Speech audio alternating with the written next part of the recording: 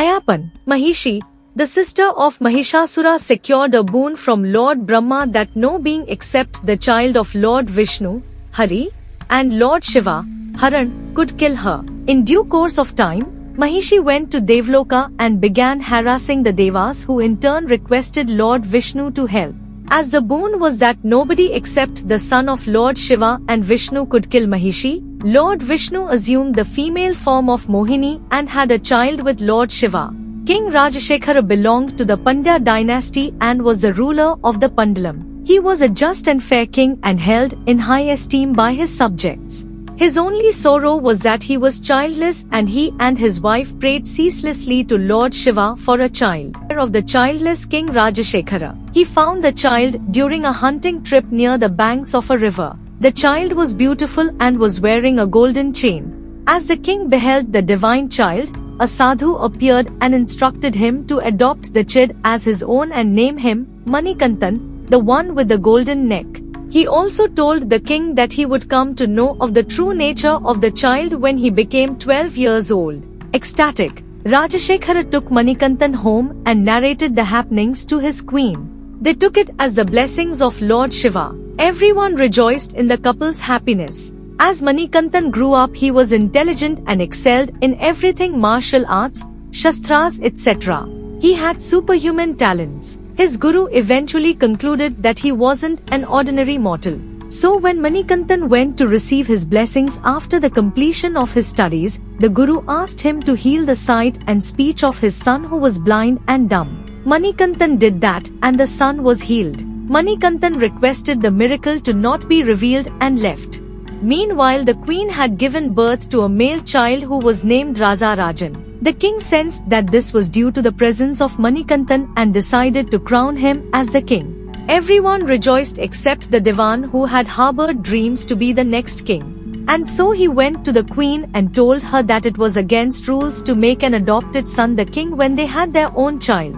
The queen fell for it. The Divan then told her to fake an illness. He then went to the physician and told him to say that the illness couldn't be cured by anything except a tigress's milk. He told the queen that when Makandan went to the forest for the milk, he would either die or return as a failure, which would assure the position of her son as the king. After this happened, the king sent his soldiers to bring the milk, but they returned unsuccessful.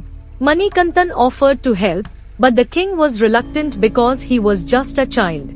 But Manikantan did not back down from his offer, and eventually the king reluctantly agreed. The Panchabhutas of Indian Lord Shiva closely followed Manikantan as he entered the forest. On the way, he saw the atrocities of the demoness Mahishi in Devloka. He was enraged and hurled Indian Mahishi onto the earth. A bloody battle ensued, and he killed her with a violent dance on the chest of Mahishi that reverberated in the earth as well as Devloka. This dance was witnessed by Indian Lord Shiva and Mahavishnu from a place called Kalakatti. After this, Manikantan entered the forest for tigress milk. Lord Shiva appeared before him and assured him of the assistance of the Devas in his quest. Hence, Manikantan went to the palace sitting on Lord Devendran disguised as a tiger. Other Devas followed him in the form of tigers and tigresses. As Manikantan approached the palace gates, the sadhu from before appeared again. Manikantan told the king that he had brought the milk. The king, who had seen through the trick of the Divan, and the queen asked forgiveness from Manikantan. He forgave the king and then said that he would have to return to Devloka as he had accomplished the task for which he was created. He also granted the king a boon. The king told him that he wanted to construct a temple in his memory and asked him to suggest a suitable place for the temple. Manikantan aimed an arrow which fell at a place called Sabri. He told the king to build the temple in that place, and then he disappeared. The Swami Ayyappa temple at Sabrimala was built eventually. Lord Ayyappan stated emphatically that he would grace only those devotees who offer darshan after observing 41 days penance that involves strict abstinence from family desires and tastes.